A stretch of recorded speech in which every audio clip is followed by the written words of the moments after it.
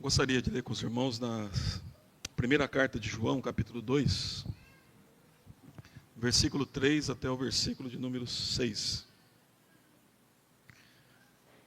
Primeira carta de João,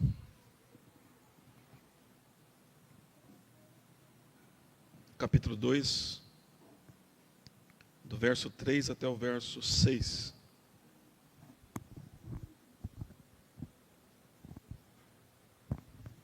Diz assim: Ora, sabemos que o temos conhecido por isto, se guardarmos os seus mandamentos. Aquele que diz, eu conheço e não guardo seus mandamentos, é mentiroso e nele não está a verdade.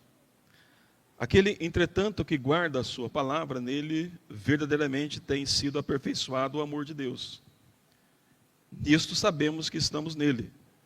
Aquele que diz que permanece nele, esse deve também andar assim como ele andou. Meus amados irmãos, durante a minha vida cristã, eu tive o privilégio de conhecer alguns irmãos em Cristo, irmãs também, que me ensinaram muita coisa. Me ensinaram a refletir melhor sobre a vida cristã e a olhar com mais profundidade para a palavra de Deus.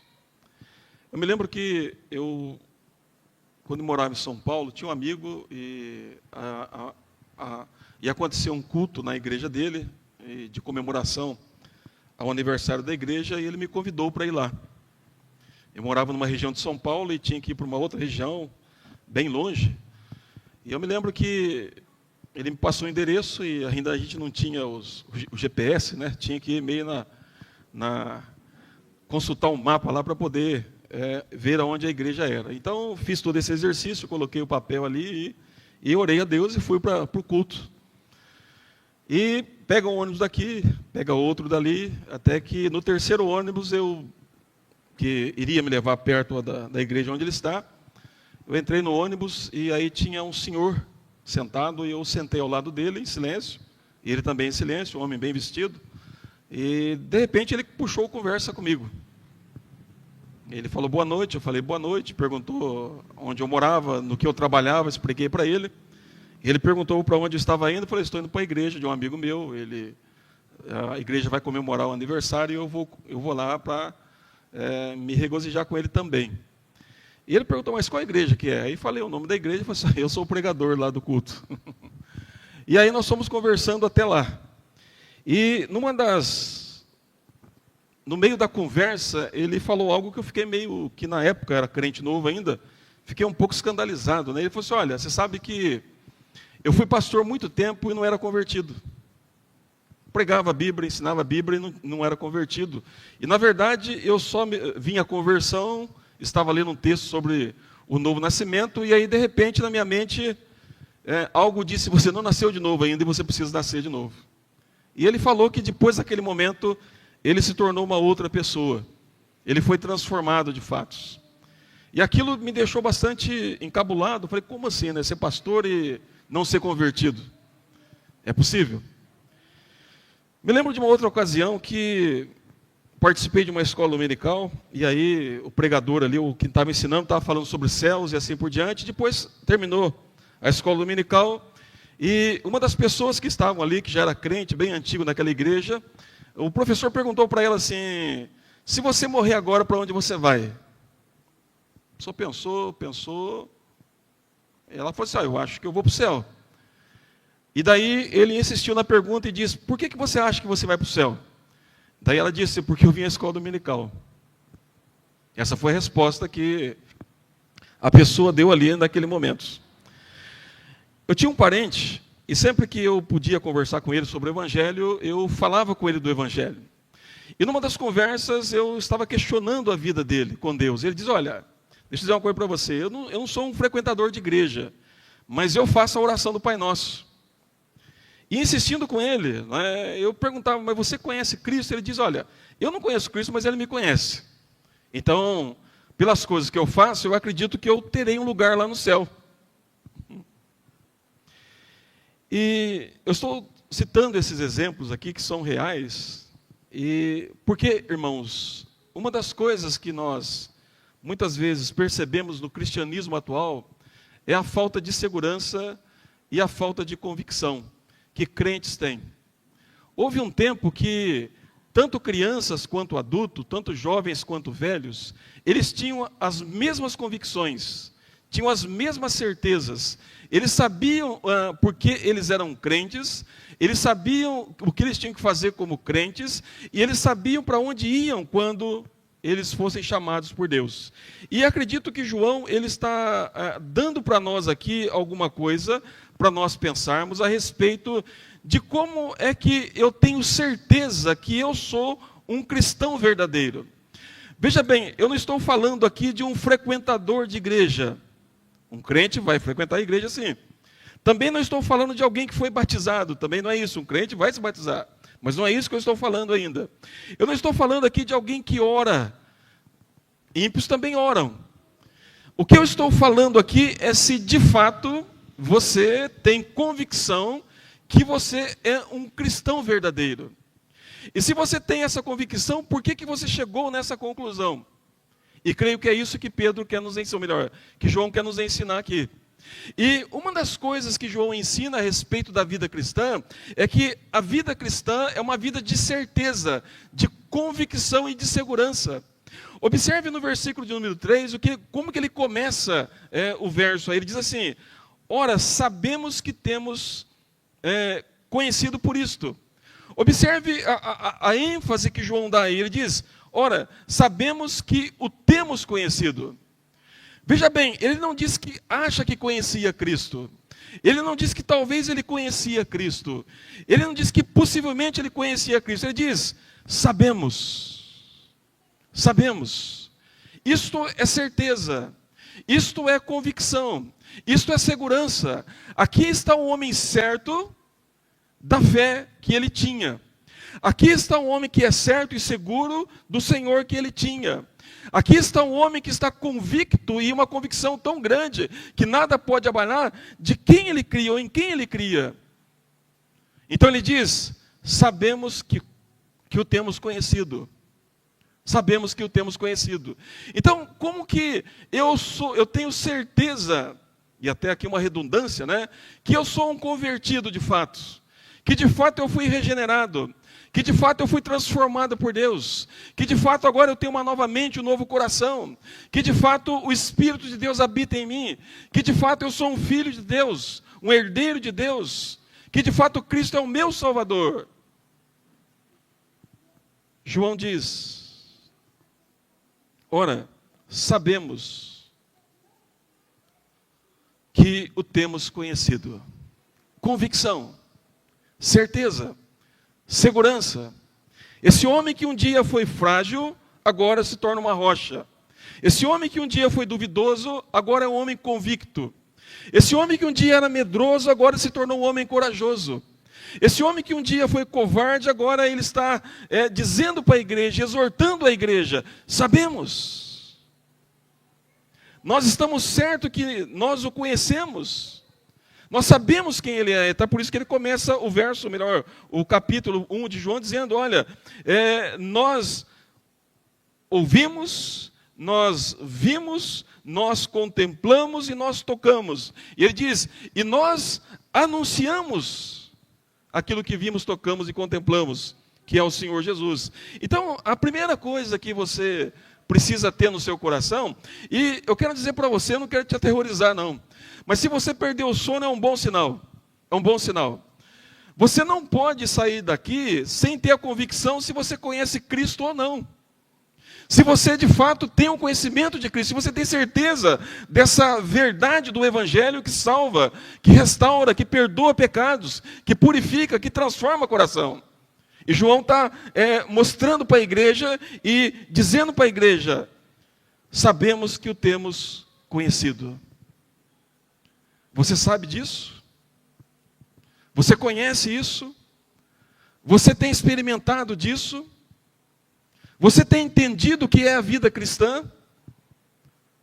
João diz: sabemos. Repito o que já tenho falado aqui algumas vezes. Muitas vezes a fraqueza da igreja, e quando eu falo igreja, irmãos, individualmente falando, de não pregar o evangelho, é a falta de convicção de quem Cristo é, do poder que ele tem, do que ele pode fazer, de fatos. E é interessante que Paulo, quando testemunhou do evangelho, ele se colocou como exemplo e diz: olha, se eu, que sou o principal dos pecadores, eu que persegui a igreja, eu que blasfemei contra Deus, eu que fui um insolente, eu que torturei a igreja, fui salvo e resgatado pelo sangue de Cristo. Então ele diz: eu sou modelo, para mostrar para que qualquer pecador que se arrepender e voltar para Cristo, igual a mim, também pode ser salvo. Então, o maior testemunho que você deve ter de conversão não é a conversão do outro, é a sua conversão. É o que Cristo fez na sua vida, é o que o Evangelho fez no seu coração e na sua mente. Você não tem que se basear na experiência do outro, ou desejar o que o outro experimentou, não. Você tem que saber da sua experiência com o Senhor. E Paulo e João diz: sabemos.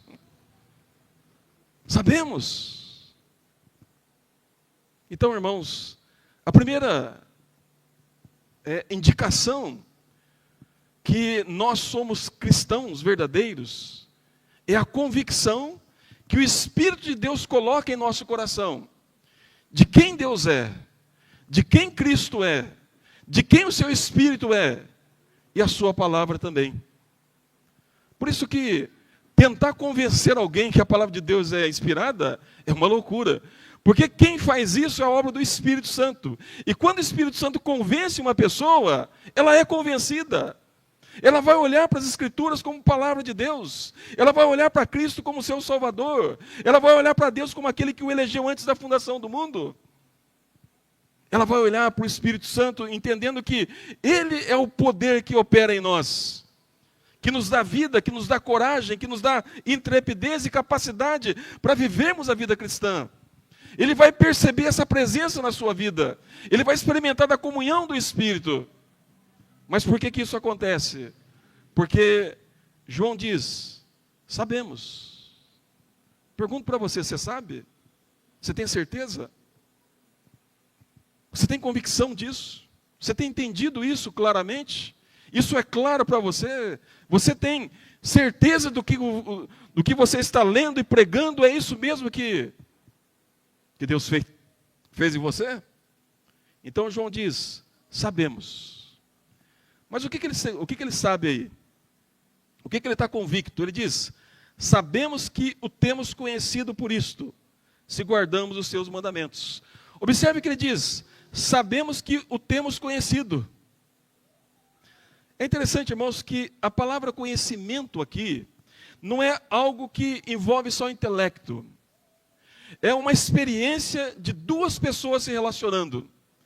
Lembra que eu falei de um parente? Eu falava para ele: viu, você tem certeza da sua morte, quando você morrer, para onde você vai? Ele diz: olha, eu faço a oração do Pai Nosso. Mas você conhece Cristo? Ele diz: olha, eu não conheço, mas Ele me conhece. Mas o ponto é que o Evangelho nos ensina que nós somos conhecidos e nós conhecemos. Por quê? Porque esse conhecimento de Cristo é um relacionamento pessoal. São duas pessoas que caminham juntas, são duas pessoas que vivem juntas, são duas pessoas que desfrutam de comunhão, de relacionamento. É algo aqui, é uma experiência que o crente tem com o próprio Senhor Jesus Cristo. O próprio Senhor Jesus Cristo. Ele disse para os apóstolos que, assim, eis que estou convosco todos os dias, até a consumação dos séculos. E é interessante que o apóstolo Paulo diz que ele tinha o perfume de Cristo, ou seja, as pessoas quando ouviam Paulo pregando, percebiam algo nele, que não era dele, era superior a ele, o perfume de Cristo Jesus.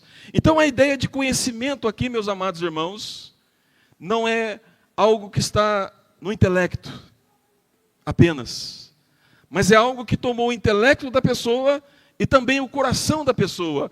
Há uma intimidade, há um relacionamento aqui de duas pessoas.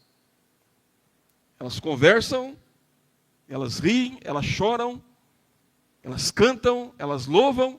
Você tem um relacionamento aqui. Então João diz: sabemos que o temos conhecido. Pergunto para você, e não saia daqui sem responder essa pergunta para Deus. Você conhece Cristo? Você tem experimentado pessoalmente de Cristo? Você consegue sentir o cheiro do seu perfume?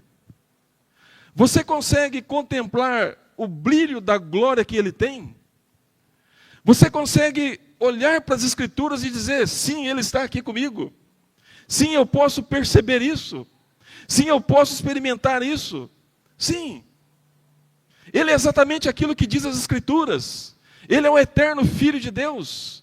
Ele é o Criador de todas as coisas. Ele é o Senhor dos céus e da terra. Ele governa a minha vida em absoluto. E não há um palmo nesse universo que Ele não diga, é meu, porque tudo pertence a Ele. Mas a questão é, você tem um conhecimento pessoal de Cristo? Deixa eu dizer algo para você, meu irmão, minha irmã. Cristianismo é Cristo. Cristo é o cristianismo. E é isso que nós temos que entender. Não é simplesmente uma religião que se formou ou algo parecido. Não, é Cristo Jesus. Vivendo, se movendo, agindo, atuando no coração de pecadores. E trazendo e resgatando esses pecadores a Ele. Então, João diz, sabemos que o temos conhecido.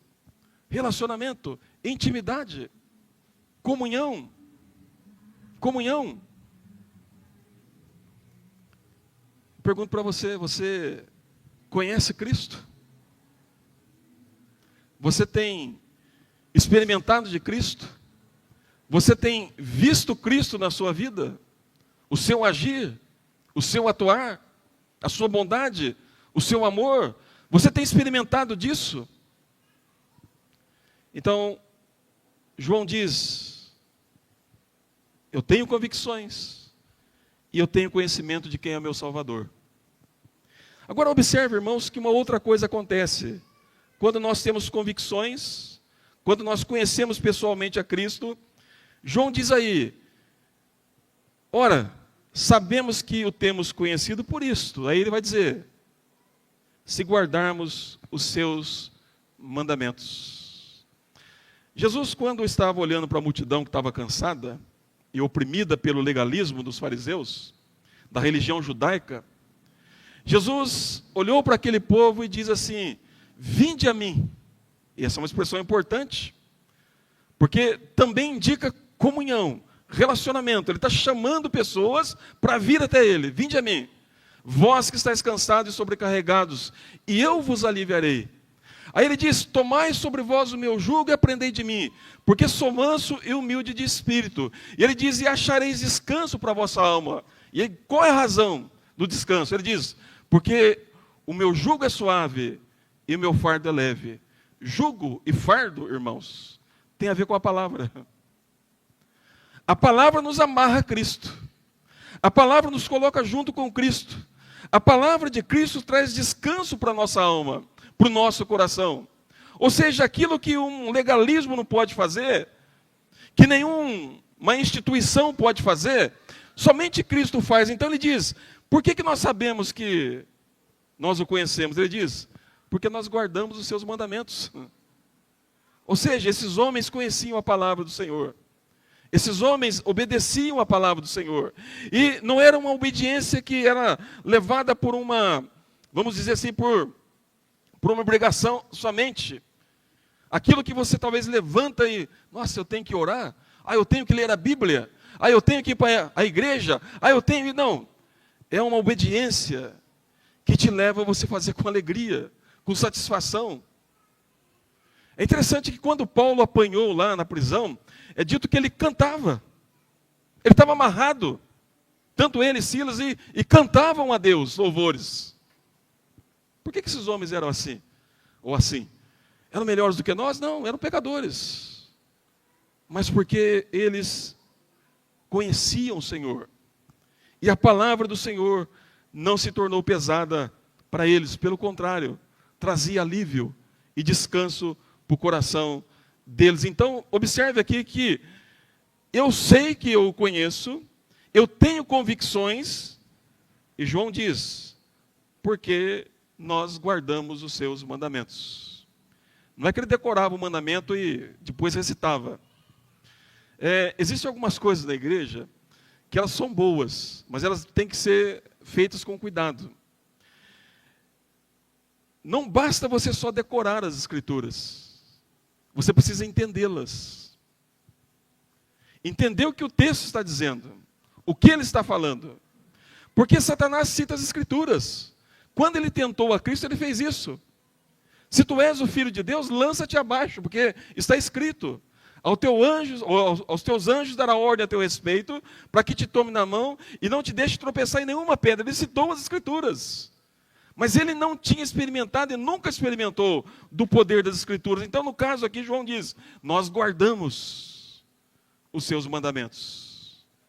Ou seja, meus amados irmãos, porque se tem convicção, e a convicção vem por causa do conhecimento íntimo com Cristo, e por conhecer Cristo, nós guardamos o mandamento dele. Deixa eu tentar ilustrar isso aqui. Cristo diz, o meu mandamento não é pesado. O crente diz é verdade. E aí, porque ele crê no Senhor, ele aprende e guarda o mandamento e coloca em prática. Cristo diz, o meu mandamento é bom. Aí o crente diz, é verdade. Aí ele estuda, entende e experimenta da bondade do mandamento. Então, ele crê no seu Senhor. Ele entende que o seu Senhor fala a verdade.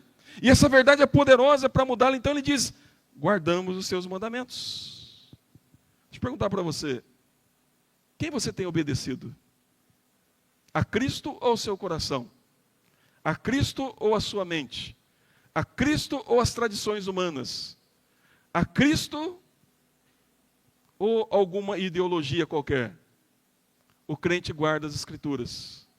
Por isso que nós reafirmamos isso. A nossa única regra de fé e prática é as Escrituras. E nada mais além das Escrituras. Então, observe que ele diz, nós guardamos o mandamento. Aí João, que é conhecido como o apóstolo do amor, de maneira muito prática e muito jeitosa, no verso 4, ele diz assim, aquele que diz, eu o conheço e não guardo os seus mandamentos, é mentiroso, e nele não está a verdade. Observe que João está dizendo, olha, tem um grupo de homens aí que tem pregado no meio de vocês, e esses homens têm negado a encarnação de Cristo, esses homens têm dito que há um conhecimento secreto e superior, que se você achar esse conhecimento, ou se você for chamado por esse conhecimento, então você tem a salvação. E parece que esse grupo de homens aí tem falado alguma coisa sobre Cristo.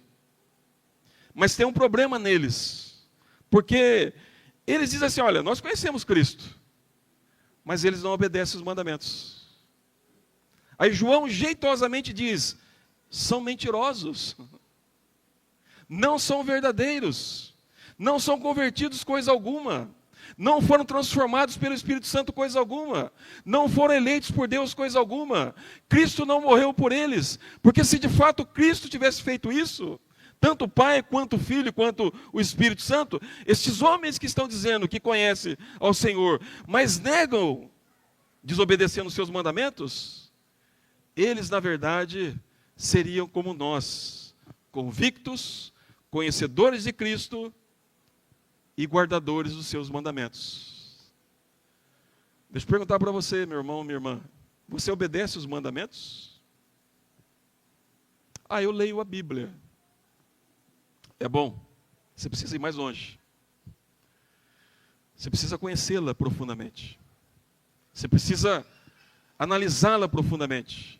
Você precisa entender isso profundamente, as implicações disso, e colocar em prática. Então observe que João diz, aquele que diz que conhece e não obedece é mentiroso. Mas eu faço as coisas certas, não devo para ninguém, não falo mal de ninguém. Tem bastante gente no inferno que fez isso.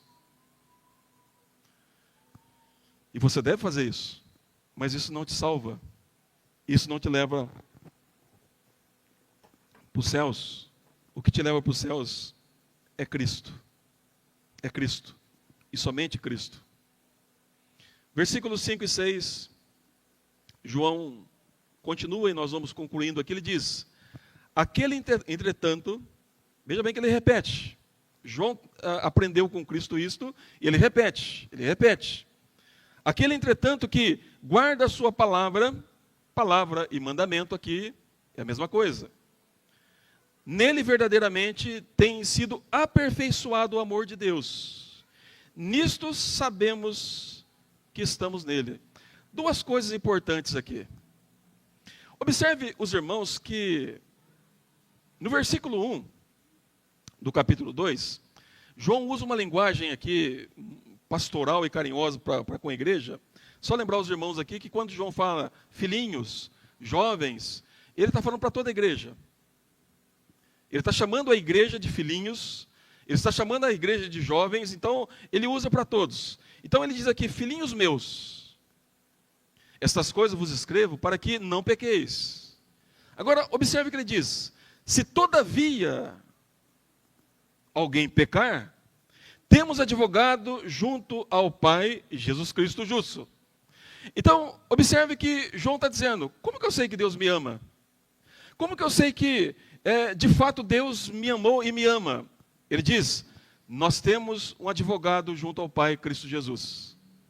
Mas ele aprofunda um pouco mais ainda, ele diz, ele é a propiciação pelos nossos pecados, e não somente pelos nossos próprios, mas ainda pelos do mundo inteiro. Então, como que eu sei que Deus me ama? Ele diz, olha, Cristo Jesus, enviado pelo Pai, ele então é aquele que é propiciação pelos meus pecados.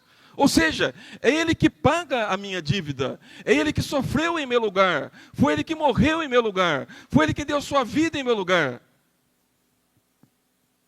João está mostrando para a igreja o que Deus fez por meio de Cristo em favor da igreja. Ele diz ainda no verso número 9, se confessarmos os nossos pecados, ele é fiel e justo para nos perdoar os pecados e nos purificar de toda iniquidade. Então o que Deus faz por nós? Perdoa e nos purifica. Ele está mostrando o amor de Deus.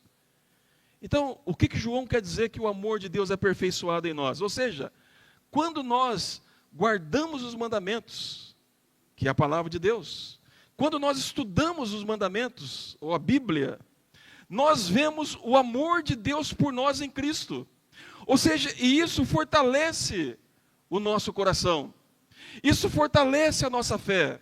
Isso amplia a nossa convicção. Isso nos deixa mais seguro ainda. E para dizer como Paulo disse, eu sei em quem tenho crido.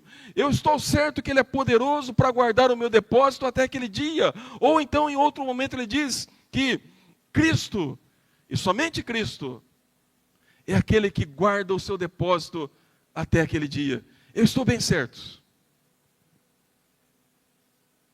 que nem a vida, nem os anjos, nem os principados, nem as coisas do presente ou do porvir, nem poderes ou altura, pode nos separar do amor de Deus.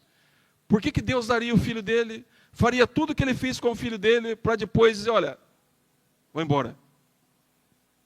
João está relembrando a igreja. Ele diz então, o amor de Deus é aperfeiçoado em nosso coração. Ou seja, irmãos, o que acontece no coração do crente? Essa certeza do amor de Deus, essa convicção do amor de Deus, ela é aperfeiçoada em nosso coração, ampliando as nossas convicções e as nossas certezas de que Deus, apesar de mim, me ama em Cristo Jesus. Em Cristo Jesus.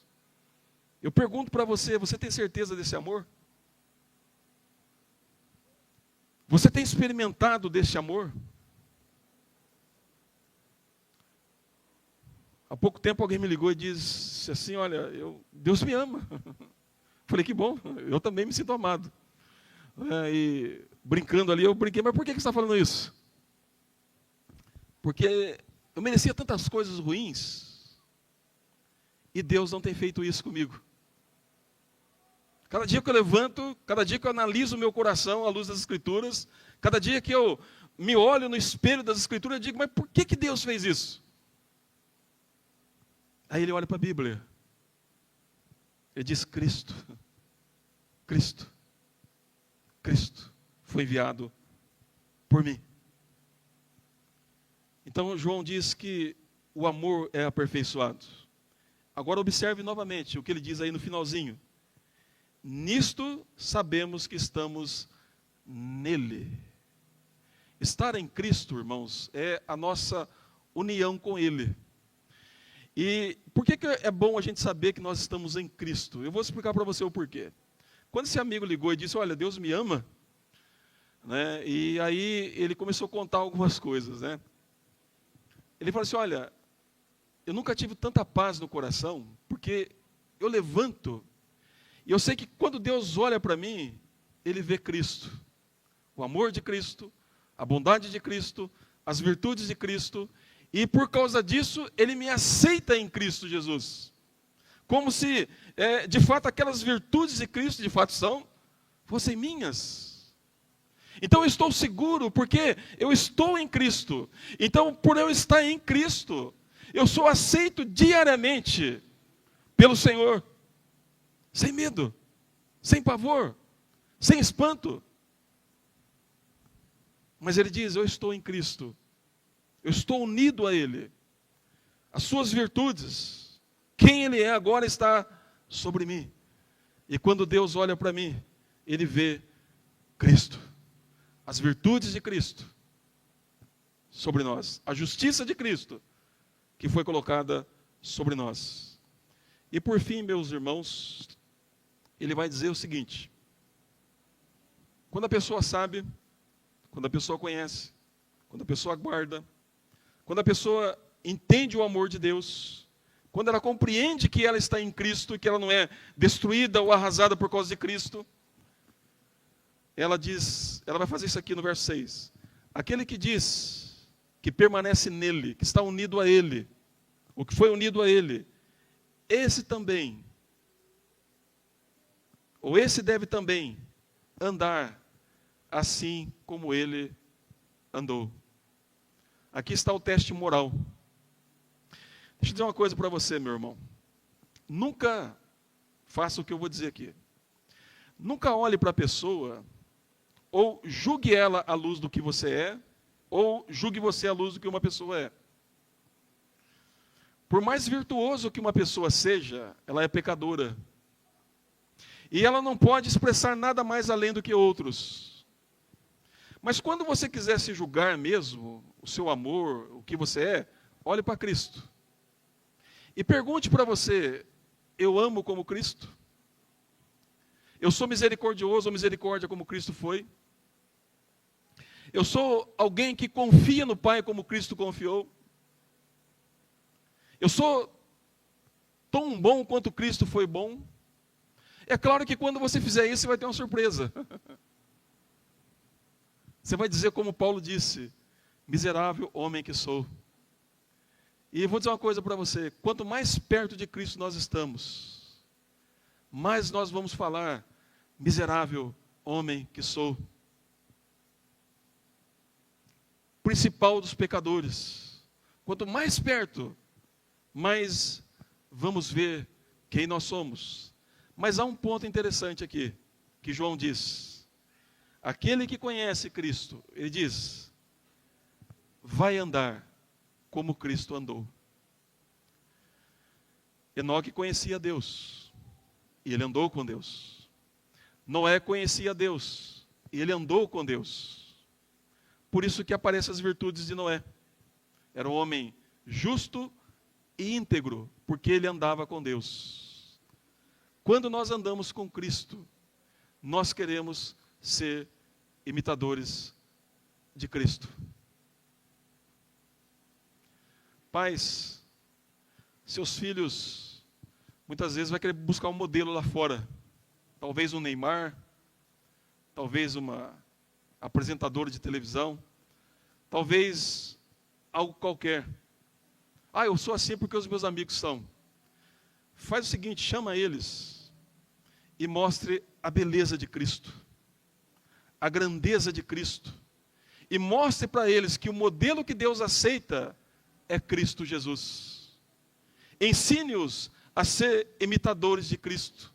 Ensine-os a querer ser como Cristo Jesus. Mas para isso você também, pai e mãe, deve viver como Cristo. Andar como Cristo.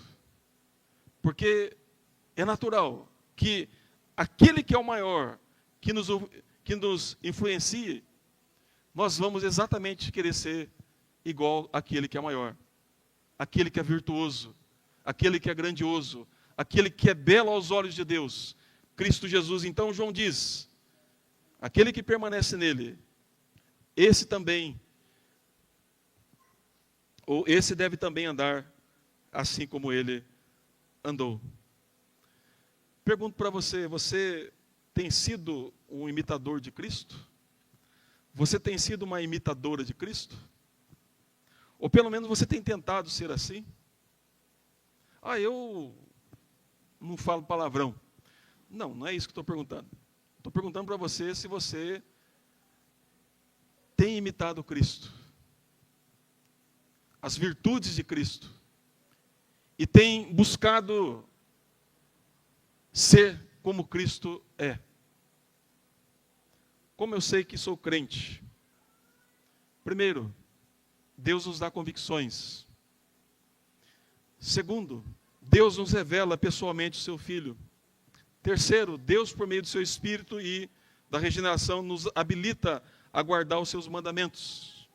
Quarto, Ele demonstra a grandeza do seu amor por nós.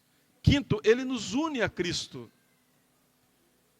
E por fim, Ele nos ensina a ser imitadores de Cristo, Jesus. Você é assim? Você tem vivido assim? Pense nisso. Não saia daqui sem pensar nisso. Você não sabe o que vai acontecer com você daqui a alguns minutos.